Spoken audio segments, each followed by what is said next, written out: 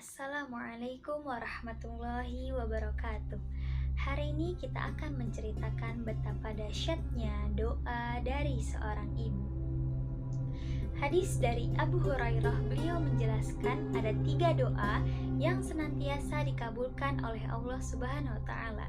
Yang pertama adalah doa dari orang-orang yang dizolimi, yang kedua adalah doa dari seorang musafir, dan yang ketiga adalah doa dari seorang ibu. Sebuah kisah menceritakan seseorang yang ahli ibadah bernama Juraij yang tinggal di pegunungan dan senantiasa mengisi hari-harinya untuk beribadah kepada Allah Subhanahu wa Ta'ala.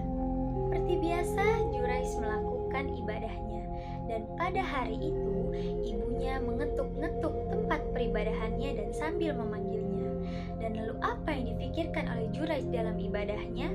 Apakah aku harus menemui ibuku atau aku melanjutkan sholatku? Dan Juraij tetap melanjutkan sholatnya. Dan panggilan yang kedua, wahai Juraij, aku ingin berbincang-bincang denganmu, kata ibunya. Dan apa yang dipikirkan Juraij dalam sholatnya? Apa yang harus aku lakukan? Apakah aku harus menemui ibuku atau aku melanjutkan sholatku? Lagi-lagi Juraij melanjutkan sholatnya karena di pikirannya Allah lebih dia cintai dibanding ibunya. Dan apa? Perkataan seorang ibu yang kesal dikarenakan anaknya tidak kunjung datang ketika dipanggilnya. Wahai Juraij, aku mendoakanmu bahwa sebelum wafatmu wajahmu akan dipertontonkan oleh wanita penzina. Betapa kagetnya Juraij mendengar kalimat dari ibunya tersebut. Lalu di suatu sisi hiduplah seorang pengembala yang setiap hari didatangi oleh wanita penzina, dan setiap hari pun mereka melakukan hal-hal yang sangat dibenci oleh Allah Subhanahu wa Ta'ala. Dan ketika itu dari perbuatan mereka tersebut lahirlah seorang anak, dan hal ini pun langsung diberitahukan kepada raja, dan raja pun langsung memanggil wanita beserta anaknya tersebut ke kerajaan. Lalu raja pun langsung bertanya kepada wanita tersebut, wahai wanita, siapakah anak dari bayimu ini? Dan wanita tersebut menjawab dengan penuh kedustaan, ayah dari bayimu ini adalah Juraij, wahai raja. Lalu raja pun bertanya lagi, Juraij yang mana? Wanita pun menjawab, Juraij yang senantiasa kau bangga-banggakan itu, wahai raja. Juraij yang senantiasa selalu beribadah kepada Allah, wahai raja. Lalu raja pun langsung memerintahkan kepada orang-orang dan prajuritnya untuk menghancurkan tempat peribadahan Juraij. Sampainya Juraij di kerajaan, raja pun langsung bertanya kepada Juraij, wahai Juraij, apa yang telah kau lakukan?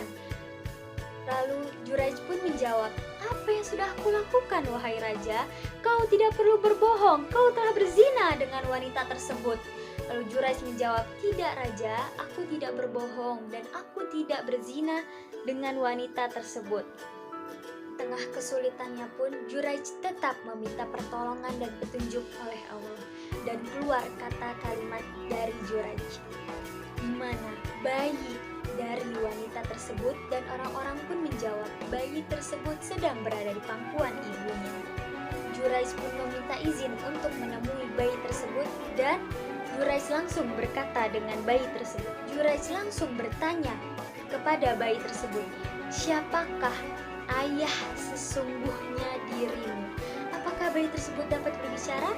Ya, selain zaman Nabi Isa alaihissalam, bayi di zaman Juraij juga dapat berbicara. Apa yang dikatakan oleh bayi tersebut? Ayahku adalah sang pengembala. Dan apa kagetnya raja dan orang-orang tersebut melihat bayi yang dapat berbicara. Lalu raja pun meminta maaf kepada Juraij atas perlakuannya, dan raja pun memberi tawaran.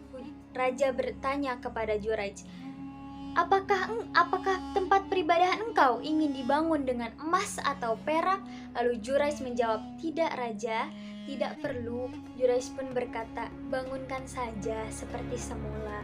Lalu raja pun tetap penasaran dengan Juraij.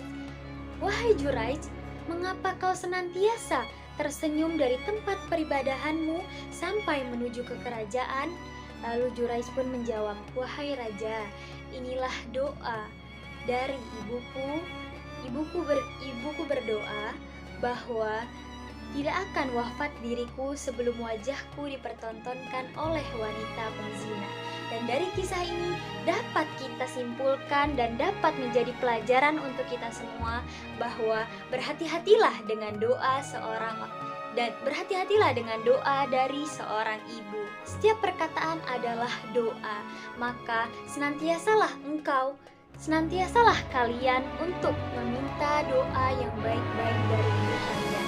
Kalau ibu kalian sudah marah dan kesal dan mendoakan yang tidak baik kepada kalian, maka sengsaralah hidup kalian. Berbuat baiklah kepada orang tua kalian, berbuat baiklah kepada